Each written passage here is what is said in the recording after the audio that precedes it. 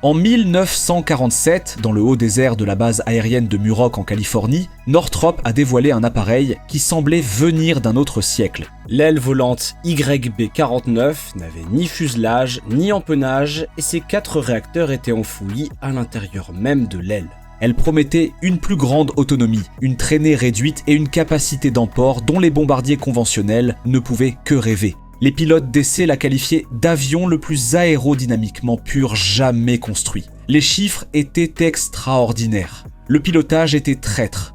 En juin 1948, l'un de ces prototypes s'est désintégré en vol, tuant les 5 membres d'équipage. Le programme a été annulé. Le concept d'aile volante a été pratiquement enterré pendant des décennies. Depuis lors, l'aviation commerciale a accepté une vérité douloureuse.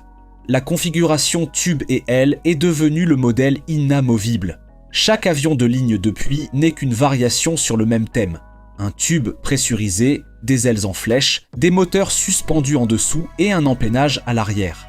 Fin 2027, une start-up californienne appelée Jet Zero prévoit de faire voler le premier démonstrateur grandeur nature à aile volante intégrée, Blended Wing Body, conçu spécifiquement comme précurseur d'un avion commercial. L'appareil, baptisé Z4, vise environ 250 passagers, une autonomie d'environ 5000 milles nautiques et une réduction de la consommation de carburant pouvant atteindre 50% par passager mille par rapport aux avions à réaction conventionnels. La mise en service commerciale est prévue pour le début des années 2030.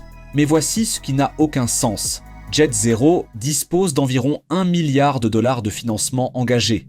Elle n'a jamais construit d'avion. Elle n'a aucun produit certifié. Un seul nouveau programme Boeing ou Airbus engloutit généralement des dizaines de milliards avant la première livraison. L'ensemble du trésor de guerre de Jet Zero ne couvrirait même pas le budget annuel de recherche de Boeing.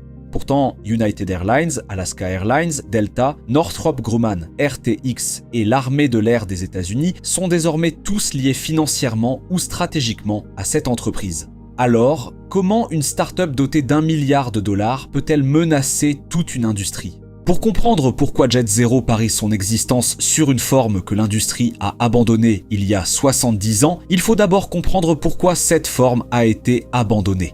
L'avion de ligne classique est un compromis. Le fuselage est structurellement efficace pour la pressurisation car un cylindre répartit les charges de manière uniforme. Mais sur le plan aérodynamique, le tube n'est qu'un poids mort. Il produit de la traînée sans produire de portance. Ce sont les ailes qui assurent tout le travail de sustentation. Cela a créé un compromis permanent. Les avions transportant davantage de passagers nécessitaient des tubes plus grands, qui produisaient plus de traînée, ce qui exigeait plus de carburant. Chaque gain en capacité s'accompagnait d'une pénalité aérodynamique. L'industrie s'est adaptée en optimisant les marges. Boeing et Airbus ont amélioré les moteurs, perfectionné la conception des ailes, remplacé l'aluminium par des matériaux composites et réduit la traînée partout où cela était possible. Chaque programme a apporté des gains progressifs, généralement des améliorations de l'efficacité énergétique de l'ordre de 10 à 15% par rapport aux appareils qu'ils remplaçaient. Le compromis semblait permanent. La géométrie l'emporte toujours. Boeing et Airbus avaient toutes les raisons de rester prudents. Un programme d'avion entièrement nouveau coûte des dizaines de milliards de dollars. Un mauvais programme peut nuire à un constructeur pendant des décennies. Le 787 de Boeing a accusé près de 10 ans de retard. Airbus a tiré des leçons similaires de l'A380. Les deux constructeurs se sont donc contentés de mises à niveau évolutives. L'A320 Neo, le 737 MAX. Des paris plus sûrs qu'une nouvelle architecture radicale. Cela a laissé un vide. Le milieu du marché, l'espace autrefois occupé par les Boeing 757 et 767, n'a été que partiellement comblé par l'A321 XLR. Boeing avait exploré un concept de New Midsize Airplane, mais l'a abandonné. Les compagnies aériennes sont frustrées depuis des années. Dans cette brèche s'engouffre Jet Zero, avec une forme d'avion que ni Boeing ni Airbus n'osent construire. Le Z4 est un fuselage intégré à ailes fusionnées. Le fuselage et les ailes se fondent en une seule surface portante large. Au lieu d'un tube qui génère de la traînée, l'ensemble de l'aéronef contribue à la portance. Les spécifications de Jet Zero visent environ 250 passagers, une autonomie d'environ 5000 milles nautiques et une compatibilité avec le carburéacteur classique et les mélanges de carburant d'aviation durable. Le Z4 est dimensionné pour s'adapter aux portes d'embarquement, voies de circulation et passerelles d'embarquement des aéroports existants. L'affirmation phare est une réduction de 50% de la consommation de carburant par passager mille. Ce chiffre est transformateur s'il est avéré. La plupart des améliorations apportées aux avions modernes se mesurent en pourcentage à un seul chiffre. Quelques pourcents grâce au moteur, quelques pourcents grâce à l'aérodynamique, quelques pourcents grâce aux matériaux. Jet Zero promet un saut qualitatif d'une ampleur que l'aviation n'a pas connue depuis l'avènement de l'ère du jet. L'appareil est positionné pour les liaisons transcontinentales aux États-Unis, les missions transatlantiques, les vols entre les États-Unis et Hawaï, ainsi que les liaisons long courrier à plus faible densité qui ne justifient pas un gros porteur. Plus grand qu'un A321 XLR, plus petit qu'un 787. Exactement le créneau que les compagnies aériennes supplient quelqu'un de combler. Le carburant est l'un des coûts les plus importants dans l'exploitation d'une compagnie aérienne. La réglementation sur les émissions se durcit à l'échelle mondiale. Le carburant d'aviation durable reste coûteux et son approvisionnement limité. Les avions à hydrogène et électrique à batterie sont encore loin d'une exploitation commerciale courante. L'approche de Jet Zero est exceptionnellement pragmatique. L'appareil utilise du carburéacteur conventionnel. Il peut utiliser des mélanges de SAF. Il ne nécessite pas de nouvelles infrastructures aéroportuaires. Il ne dépend pas d'une technologie de propulsion non éprouvée. L'avion est radical. L'analyse commerciale est conservatrice. En avril 2025, United Airlines Ventures a investi dans Jet Zero. L'accord comprend une voie conditionnelle d'achat pouvant aller jusqu'à 100 appareils Z4, avec des options pour 100 autres sous réserve que Jet Zero atteigne certains jalons. Il ne s'agit pas d'une commande ferme, c'est une option. Mais les compagnies aériennes n'associent pas leur nom à la légère à des startups aérospatiales. United perçoit clairement une valeur potentielle dans un avion efficient de 250 sièges. Alaska Airlines a investi plus tôt, par l'intermédiaire d'Alaska Star Ventures, en participant au tour de financement de série A en 2023. Un avion efficient de 250 sièges correspond mieux au profil de croissance d'Alaska qu'un gros porteur ne le ferait jamais. Delta a adopté une approche différente. Par l'intermédiaire de son Sustainable Skies Lab, Delta fournit des contributions opérationnelles et de conception. Comment la cabine est-elle embarquée? Comment l'avion effectue-t-il sa rotation à la porte? Comment fonctionne le service de restauration? Où vont les bagages? Comment les passagers évacuent-ils? Ce sont les questions qui condamnent les avions radicaux lorsqu'on y répond trop tard. En janvier 2026, Jet Zero a clôturé un tour de financement de série B de 175 millions de dollars avec la participation de United, RTX Ventures, Northrop Grumman et B Capital. Le total des financements et des engagements a dépassé le milliard de dollars. Mais c'est ici que l'histoire de Jet Zero diverge de celle de toutes les autres startups aéronautiques futuristes. En août 2023, l'United States Air Force a attribué à Jet Zero un contrat de 235 millions de dollars pour développer un démonstrateur à ailes fusionnées à pleine échelle. Le premier vol est prévu pour début 2027. Les startups aéronautiques meurent généralement dans l'intervalle entre le concept et le prototype à pleine échelle. Construire un véritable avion coûte extrêmement cher. Le contrat de l'Air Force comble précisément cet écart. Le cas d'usage militaire est peut-être encore plus clair que le commercial. Les ravitailleurs et les avions de transport accordent une importance considérable aux rayons d'action, à la charge utile, à la consommation de carburant et au coût d'exploitation. Une aile fusionnée qui transporte plus de carburant, vole plus loin et en consomme moins pour elle-même est exactement ce dont l'Air Force a besoin. Jet Zero pourrait atteindre l'aviation commerciale par la porte de derrière. Non pas en commençant par les passagers, mais en faisant d'abord ses preuves auprès du Pentagone. Même si les compagnies aériennes avancent lentement, la demande militaire pourrait maintenir le programme en vie suffisamment longtemps pour que la certification commerciale suive.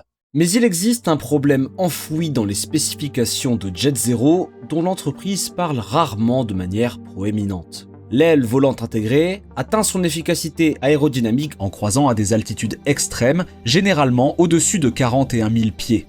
À ces altitudes, l'air est incroyablement raréfié. Les turboréacteurs modernes, à fort taux de dilution, perdent une poussée significative dans ce régime. Ils sont optimisés pour des altitudes de croisière plus basses où évoluent la plupart des avions de ligne. Jet Zero a donc sélectionné le Pratt & Whitney PW 2040 pour le démonstrateur. Le PW 2040 est un moteur dépassé de 3 générations qui a fait ses débuts dans les années 1980 sur le Boeing 757 et qui propulse aujourd'hui le C-17 militaire. Cela crée un paradoxe inconfortable. Le PW 2040 consomme environ 25% de carburant en plus qu'un moteur moderne comme le GE9X. Le démonstrateur n'atteindra pas l'objectif de 50% de réduction de consommation de carburant. C'est impossible. L'affirmation des 50% repose sur le fait que la forme aérodynamique BWB soit à terme associée à un moteur moderne optimisé pour la haute altitude, qui n'existe pas encore sous forme commerciale. Ce moteur constitue une variable majeure non résolue dans le plan d'affaires de Jet Zero. Cela importe, parce que le chiffre de 50% est ce qui rend le Z4 commercialement intéressant. Si les performances réelles s'établissent entre 20 et 30% de mieux que les appareils conventionnels, la proposition de valeur reste significative mais cesse d'être transformatrice. Les compagnies aériennes pourraient hésiter à accepter le risque d'un nouveau constructeur pour des gains marginaux qu'elles peuvent obtenir chez Airbus ou Boeing. Jet Zero n'a pas nécessairement besoin d'atteindre les 50% pour avoir de l'importance, mais il doit être suffisamment meilleur pour justifier d'être différent. Concevoir un avion est difficile. Le produire à grande échelle l'est bien davantage. En juin 2025, Jet Zero a annoncé son projet de construire une usine de fabrication de 4,7 milliards de dollars à l'aéroport international de Piedmont-Triad à Greensboro, en Caroline du Nord. Le plan vise la création de plus de 14 500 emplois d'ici 2036. Il s'agit de la plus importante annonce d'emploi de l'histoire de la Caroline du Nord. La construction doit débuter au premier semestre 2026. L'installation utilisera la fabrication numérique assistée par IA, l'automatisation, l'impression 3D et des techniques de production de composites. À pleine capacité, à la fin des années 2030, l'usine vise à produire jusqu'à 20 avions Z4 par mois. La Caroline du Nord a obtenu le projet grâce à un soutien pouvant atteindre 1 milliard de dollars au titre du Job Development Investment Grant, ainsi qu'à des incitations locales basées sur la performance. Le Guilford Technical Community College a déjà élargi ses programmes en aviation pour alimenter le vivier de main-d'œuvre. Jet Zero ne doit pas seulement inventer un nouvel avion. L'entreprise doit s'inventer elle-même en tant que constructeur aéronautique. C'est là que la plupart des startups s'effondrent. Mitsubishi a consacré 12 ans au SpaceJet avant d'abandonner sans livrer un seul avion de ligne. Boom Supersonic fait face à des retards continuels. Le C919 de Comac a mis des décennies à atteindre un service commercial limité. La production ne pardonne pas, les fournisseurs doivent s'engager, le contrôle qualité doit être irréprochable. La trésorerie doit survivre à des années de rendement négatif. Même Boeing et Airbus, forts de décennies d'expérience, peinent aujourd'hui à livrer leurs avions dans les délais. Vient ensuite la certification, qui pourrait bien constituer le plus grand défi technique de Jet Zero. La FAA et l'AESA ont passé des décennies à certifier des avions de configuration classique Tube and Wing. Elles disposent de méthodologies, de précédents et de protocoles d'essai bien établis. Un fuselage à aile intégrée soulève des questions auxquelles les régulateurs ne sont habituellement pas confrontés. L'évacuation d'urgence depuis une cabine très large pose de nouveaux défis. Les passagers seront assis loin des hublots. Les charges liées à la pression cabine dans un fuselage non cylindrique se comportent différemment. Tenue au crash, fatigue, qualité de vol, comportement au décrochage, performance avec un moteur en panne lorsque les moteurs sont montés au-dessus et à l'arrière du fuselage. Tout cela nécessite de nouveaux cadres de certification. L'évacuation est particulièrement critique. Les régulateurs exigent que les avions puissent être évacués en 90 secondes dans des conditions d'urgence simulées, en n'utilisant que la moitié des issues disponibles. Une cabine large et courte, à la géométrie d'issues inhabituelles, pourrait rendre cet objectif plus difficile à atteindre. Le Z4 ne sera pas certifié parce qu'il est ingénieux. Il ne sera certifié que parce qu'il est d'une sécurité ennuyeuse. Depuis l'affaire du 737 MAX, l'examen lors de la certification s'est intensifié. La FAA fait preuve de davantage de prudence. Les régulateurs internationaux sont moins enclins à s'en remettre aux autorités américaines. Chaque hypothèse doit être testée. Chaque caractéristique nouvelle doit être justifiée. La cabine du Z4 paraîtra totalement étrangère aux voyageurs modernes. Jet Zero promet des parois intérieures verticales, plusieurs allées, des sièges de 18 pouces de large et un espace de rangement supérieur dédié pour chaque passager. Les moteurs montés au-dessus et derrière la cabine devraient réduire considérablement le bruit. L'embarquement pourrait s'effectuer par des portes centrales alimentant plusieurs allées, améliorant ainsi de façon spectaculaire les temps de rotation. Mais cette même cabine large engendre des défis psychologiques. La plupart des passagers seront assis loin de tout hublot. Jet Zero prévoit d'utiliser des écrans numériques haute résolution dans les parois latérales et des puits de lumière au plafond dans la cabine avant pour atténuer cet effet. La question de savoir si les passagers accepteront des hublots simulés comme ils acceptent les vrais reste véritablement ouverte. La dynamique des mouvements diffère également. Les passagers, assis loin du centre de gravité de l'appareil, ressentiront des sensations différentes lors des inclinaisons et des virages par rapport à ceux situés près du centre. Certains sièges pourraient donner l'impression d'une attraction de parc d'attractions en cas de turbulence. L'appareil doit fonctionner sur le plan émotionnel, et pas seulement aérodynamique. Si les passagers perçoivent le Z4 comme un bond luxueux, silencieux et spacieux vers l'avenir, il deviendra un triomphe marketing. S'ils le voient comme un théâtre sans hublot, propice au mal des transports, il deviendra un handicap commercial. Le concept d'aile volante intégrée n'est pas nouveau. La NASA, Boeing, McDonnell Douglas, des universités et des chercheurs du secteur de la défense l'étudient depuis des décennies. Boeing et la NASA ont effectué des essais en vol du démonstrateur à échelle réduite X-48 vers la fin des années 2000. Les ailes volantes de Northrop sont antérieures à l'aviation à réaction. La logique aérodynamique n'a jamais été remise en question. La véritable question a toujours été de savoir si une aile volante intégrée pouvait fonctionner en tant que produit commercial pour les compagnies aériennes. Jet Zero ne cherche pas à inventer le concept. Elle cherche à le commercialiser. Il s'agit d'un défi fondamentalement différent et sans doute plus atteignable car la physique sous-jacente est déjà validée. L'importance de Jet Zero ne tient pas vraiment à savoir si le Z4 entrera en service en 2030. Et il ne s'agit pas non plus de savoir si Jet Zero deviendra le prochain Boeing. Il s'agit de ce qu'une start-up aérospatiale peut faire aux hypothèses d'une industrie entière sur ce à quoi doit ressembler un avion de ligne. Voyez-vous, Jet Zero n'a pas besoin de remplacer Boeing et Airbus pour avoir de l'importance. Il lui suffit de prouver que l'aile volante intégrée, Blended Wing Body, fonctionne en tant que produit commercial. Si le démonstrateur de 2027 vole et valide ne serait-ce que la plupart des affirmations aérodynamiques, le paysage stratégique change immédiatement. Boeing est affaibli. Les retombées du 737 MAX, les problèmes de qualité du 787, les retards du 777X, la pression sur le bilan financier et l'intensification de l'examen de certification ont laissé Boeing incapable de lancer un programme commercial entièrement nouveau pendant des années. Cette faiblesse crée un espace pour les outsiders. Airbus est plus fort. L'A321 XLR offre aux compagnies aériennes l'économie d'un monocouloir sur les longues routes. L'A330neo et l'A350 couvrent le marché des gros porteurs. Airbus a moins d'urgence à parier sur une architecture radicalement nouvelle. Ainsi, Jet Zero existe, en partie parce que le duopole ne peut pas ou ne veut pas prendre ce genre de risque en ce moment. Le plus grand succès de Jet Zero ne sera peut-être pas de remplacer Boeing ou Airbus. Ce sera peut-être de forcer l'un d'eux à prendre l'aile volante intégrée au sérieux. Boeing et Airbus ne peuvent pas basculer vers une architecture BWB en quelques années. L'ensemble de leur système de production, écosystème de fournisseurs et expertise en certification sont construits autour des avions à fuselage tubulaire avec ailes.